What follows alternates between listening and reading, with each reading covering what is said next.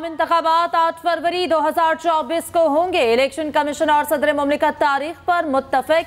सदर मुमलिकत और election commission हुक्काम की मुलाकात। ऐवान सदर और इलेक्शन कमीशन से अलहदा एलामिया जारी।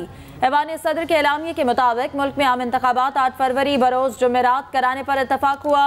चीफ इलेक्शन कमिश्नर की जानिब से आम इंतखाबात 11 फरवरी को कराने की तजवीज़ दी गई। 1 घंटा जारी रहने वाली मुलाकात में 3 तारीखें सामने रखी। 28 जनवरी, 4 फरवरी और 11 फरवरी को इलेक्शन कराने की तजवीज़ दी। इलेक्शन कमीशन हुक्काम ने राय दी 11 तारीख मौजू है। सियासी जमातों को मुहिम के लिए वक्त भी मिलेगा।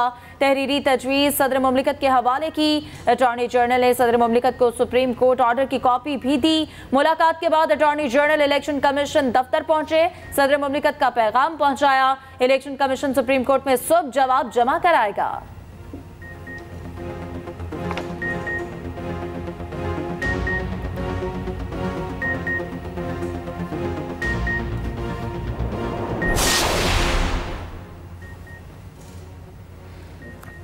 सुप्रीम कोर्ट ने इलेक्शन कमीशन को हतमी तारीख देने का हुक्म दिया। सदर से मुलाकात करके हतमी तारीख का कहा। इलेक्शन कमीशन ने 11 फरवरी को इंतखाबात कराने की यकीन दहानी कराई। 90 रोज में इंतखाबात केस में चीफ जस्टिस ने इलेक्शन कमीशन से पूछा इंतखाबात की क्या तारीख दी। वकील इलेक्शन कमीशन ने कहा मुल्क में आम इंतखाबात 11 फरवरी 2024 को होंगे। 5 दिसंबर को हतमी फहरिस्तें मुकम्मल हो जाएंगी। 54 दिन गिने जाएं तो 29 जनवरी तारीख बनती है। 29 जनवरी को हल्का बंदियों समेत तमाम इंतजामात मुकम्मल हो जाएंगे। वकील इलेक्शन कमीशन ने आगाह किया आवाम की आसानी के लिए इतवार ढूंढ रहे थे। अपने तौर पर फैसला किया गया 11 फरवरी वाले इतवार को इलेक्शन कराए जाएं। चीफ जस्टिस ने रिमार्क्स दिए हतमी तारीख पर इलेक्शन कमीशन को पाबंद करेंगे, वो पीछे ना हटे। इलेक्शन कमीशन का काम खुद नहीं करेंगे, उन्हें पाबंद करेंगे। बगैर किसी बहस इंतखाबात का इनेकाद चाहते हैं, तकनीकी पहलुओं में उलझना नहीं चाहते। आम इंतखाबात की हतमी तारीख का ऐलान सुप्रीम कोर्ट से होगा। चीफ जस्टिस ऑफ पाकिस्तान ने वाज़ेह कर दिया। अदालत ने इलेक्शन कमीशन को फौरी सदर मुमलिकत से मुलाकात का हुक्म दिया। सुबह अदालत को आगाह करने का कह दिया। अदालती हुक्मनामे के मुताबिक सदर मुमलिकत और इलेक्शन कमीशन मुशावरत के लिए दस्तावेज पेश करेंगे। दोनों मिलकर हतमी तारीख का तयन करें। अदालत ने पीपल्स पार्टी को भी फरीक बनने की इजाजत दे दी। चीफ जस्टिस ने रिमार्क्स दिए सदर की तारीख वाला खत कहाँ है। वकील ने खत पढ़कर सुनाया। चीफ जस्टिस ने पूछा क्या सदर से राय लेने के लिए सुप्रीम कोर्ट से रुजू किया। वकील ने नफी में जवाब दिया। चीफ जस्टिस ने रिमार्क्स दिए कि सदर के खत का मतन काफी मुबहम है। सदर ने जब खुद ऐसा नहीं किया तो वो किसी और को ये मशवरा कैसे दे सकते हैं। आप हमसे सदर के खिलाफ कार्रवाई चाह रहे हैं। सदर अपने हाथ खड़े करके कह रहे हैं जाओ अदालत से राय ले लो। सदर फिर खुद राय लेने आते भी नहीं। आप जो दलाइल दे रहे हैं उससे तो सदर पर आर्टिकल 6 लग जाएगा। समाज सुबह तक मुलतवी। इलेक्शन की तारीख का ऐलान पर सियासी जमातें खुश। मुस्लिम लीग नून के इरफान सिद्दीकी ने कहा इलेक्शन वक्त पर होना अच्छी बात है।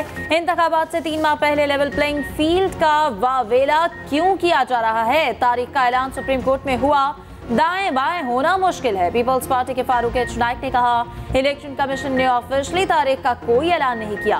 एमक्यूएम पाकिस्तान ने तारीख को खुशाइन करार दे दिया। अमीनुल हक बोले तमाम सियासी जमातों को लेवल प्लेइंग फील्ड मिलनी चाहिए। एमक्यूएम आइंदा इलेक्शन में 18 नशिस्तें जीतेगी।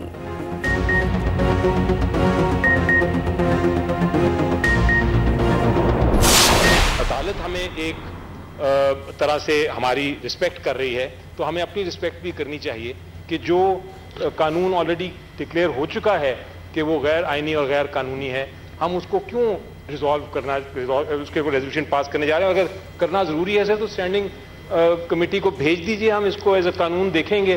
जो मुस्बत कानून साजी होती है जिसका भला फायदा प्रोसिक्यूशन डिफेंस दोनों को हो और बैलेंस क्रिएट हो, उसमें हमें इस तरह की बात नहीं आनी चाहिए। ये हमारा इख्तियार है और ये हमारे इख्तियार रहेगा। स्टैंडिंग कमेटी को गया है, कल को हाउस में आएगा।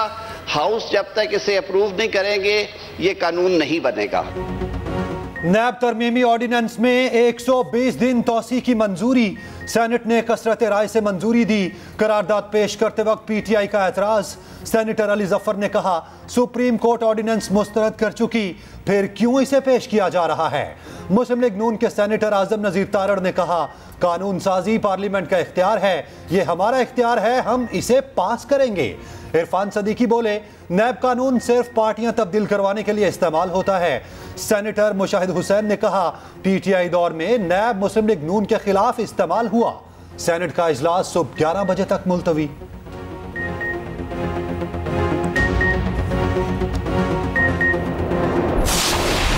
ग़ज़ा बारूद तले दब गया, कोई इलाका, गली, घर और अस्पताल महफूज न रहा। स्कूल पर फास्फोरस बम बरसा दिए गए। अल-शती कैंप में अक़वाम मुत्तहिदा के तहत चलने वाले स्कूल पर फास्फोरस हमला। स्कूल में हजारों बेगुनाह फ़लस्तीनी पनाह लिए हुए थे। मुतअद्दिद अफराद के शहीद और जख्मी होने की इत्तलात। जबालिया पनाह गुज़ीन कैंप पर दूसरा बड़ा हमला। हर सू तबाही और बर्बादी के दिल दहला देने वाले मनासिर।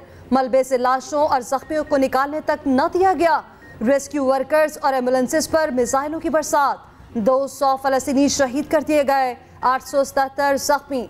सैकड़ों अफराद का ताहाल कुछ पता नहीं। अल-कुद्स अस्पताल के इर्द गिर्द फिर बमबारी। ग़ज़ा में 17 अस्पताल मुकम्मल तौर पर गैर फ़ाल। शदीद जख्मियों ने तड़प तड़प कर जान दे दी, छोटे बच्चे और ख़वातीन शामिल। शहादा की मजमूई तादाद 9000 से भी बढ़ गई। रफा क्रॉसिंग भी खोल। बर्बरियत और खूनरेजी देखकर अमेरिका ने भी चुप तोड़ दी। अमेरिकी सदर बाइडेन की पहली बार आर्जी जंगबंदी की अपील। इंसानी बुनियादों पर जंगबंदी का कहा गया। अमेरिकी नायब सदर को बरतानिया में मुश्किल सूरत हाल का सामना। कमेला हैरिस के पहुंचते ही मुजाहिरीन आ गए। फ़लस्तीन के हक में आवाज़ बुलंद की।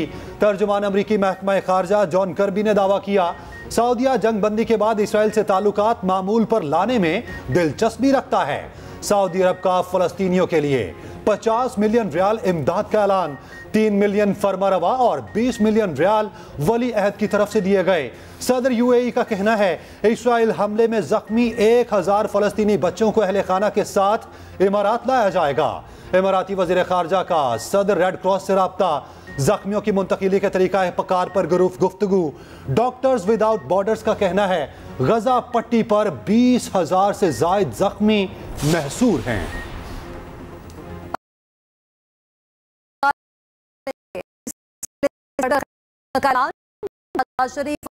नवाज शरीफ की मुलाकात। पार्टी टिकटों की तकसीम मंजूर और बयानी पर मुशावरत। मरियम नवाज और सुलेमान शहबाज भी मुलाकात में मौजूद थे। नवाज शरीफ की मुस्लिम लीग नून बरतानिया के सदर से मुलाकात। कहा मौका मिला तो ओवरसीज के लिए यहाँ मौके आसान बनाएंगे। सियासत से ज्यादा इस वक्त कौमियत की जरूरत है। फलस्तीनियों की मोहब्बत कोई दिल से नहीं निकाल सकता। इसराइली मुजालिम पर आवाज बुलंद करते रहेंगे।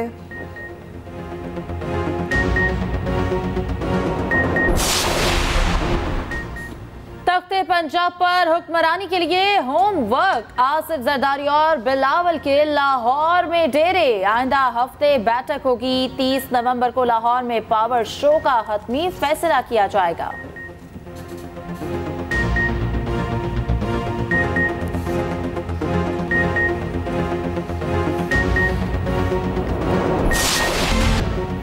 $71 करोड़ का कर्ज। पाकिस्तान और IMF में मुज़ाकरात का आगाज। वजारत खजाना की IMF मिशन को ब्रीफिंग। मुज़ाकरात 15 दिन जारी रहेंगे। 10 दिन तक तकनीकी सतह के मुज़ाकरात होंगे।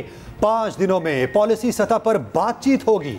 वजारत खजाना ने तमाम वजारतों की कारकर्दगी रिपोर्ट तैयार कर ली। कामयाब इक्तसादी जायजा मुकम्मल होने पर $71 करोड़ की किस्त मिलेगी।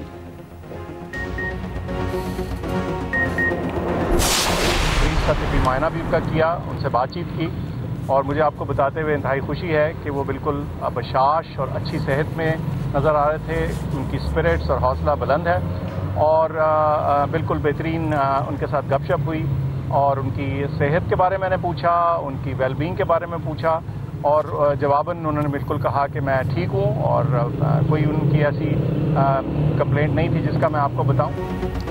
चेयरमैन पीटीआई मुकम्मल फिट। स्लो पॉइजनिंग की बातें रद्द। जाती मुआलिज डॉक्टर फैसल सुल्तान की तस्दीक।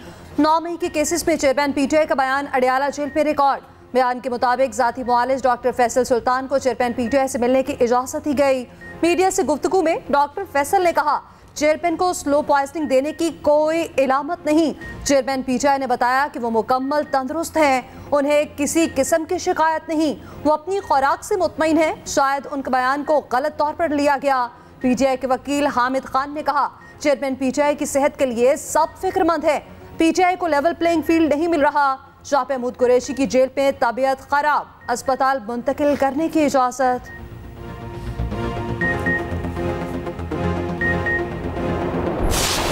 गैर कानूनी मुकीम गैर मुल्कियों की पकड़ धकड़, मुख्तलिफ शहरों में नॉन स्टॉप एक्शन। लाहौर से 374 अफराद ज़ेर हिरासत, कराची में भी क्रैकडाउन। होल्डिंग कैंप से तारिकीन वतन को लेकर 4 बसें रवाना। रावलपिंडी में 189 गैर मुल्की पकड़े गए। कोयटा से भी 450 गिरफ्तार। वज़ीर दाखिला सरफराज बुगटी की अफगान नाज़िम उल अमूर से मुलाकात। सरफराज बुगटी ने कहा, क्रॉसिंग पॉइंट्स पर ख़वातीन और बच्चों को बायोमेट्रिक से इस्तिस्ना हासिल होगा। तारिकीन के साथ इंतहाई इज्जत और एहतराम से पेश आने की हिदायत भी जारी। वज़ारत दाखिला में कंट्रोल सेंटर और हेल्पलाइन भी कायम। निगरान वज़ीर इत्तलात बलूचिस्तान जाना चिकज़ई का कहना है, तारिकीन के हवाले से साजिश की गई, बेबुनियाद वीडियोस बनाई जा रही हैं। तमाम साजिशों का मास्टरमाइंड भारत है।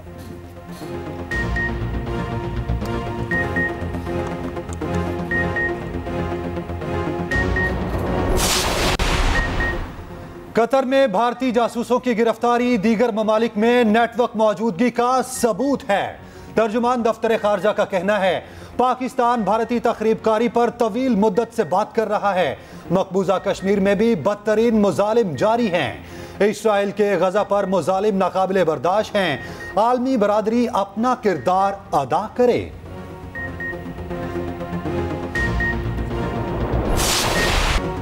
भारत ने श्रीलंका को रौंद दिया। पूरी लंका 55 रन पर हिटा दी।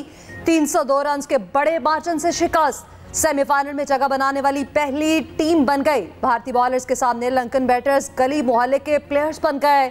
358 रन का हदफ देखकर डर गए।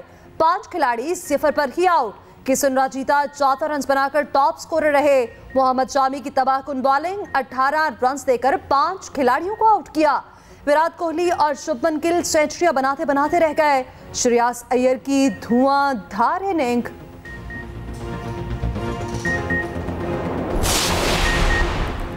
सेमीफाइनल में जगह बनाने का मिशन कौमी टीम हफ्ते को न्यूजीलैंड का सामना करेगी। टीम बेंगलुरु में मौजूद सुबह से प्रैक्टिस करेगी। हफ्ते को बेंगलुरु में बारिश की भी पेशगोई। साबिक इंग्लिश कप्तान माइकल वॉन ने सेमीफाइनल में पाक भारत टाकरे की पेशगोई कर दी।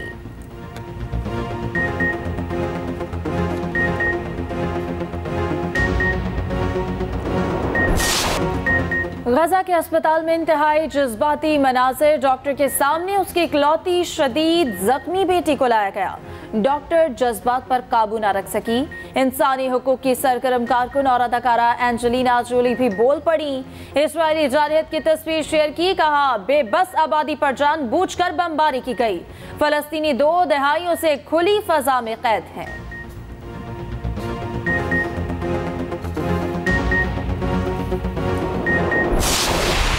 टेनिस स्टार उन्स जैबूर गजा के मजलूम फलस्तीनियों का जिक्र करके आपदीदा। टेनिस एसोसिएशन टूर्नामेंट की फातेह उन्स जैबूर ने इनामी रकम फलस्तीनियों के नाम कर दी। ट्यूनिस की स्टार खिलाड़ी ने कहा, गजा की सूरत हाल पर जश्न नहीं मना सकती। नन्हे बच्चे मारे जा रहे हैं, मैं किस तरह खुशी का इजहार करूं। खेल को सियासी रंग नहीं दे रही, इंसानी जज्बे ने ऐसा करने पर मजबूर किया।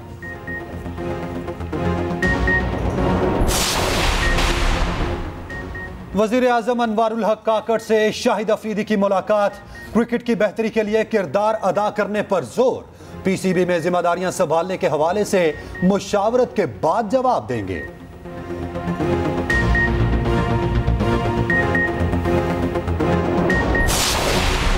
सऊदी अरब ने हज परवासों का शेड्यूल जारी कर दिया। आगाज 9 मई 2024 से होगा। हज परवासों की सऊदी अरब आमद का सिलसिला 10 जून तक जारी रहेगा।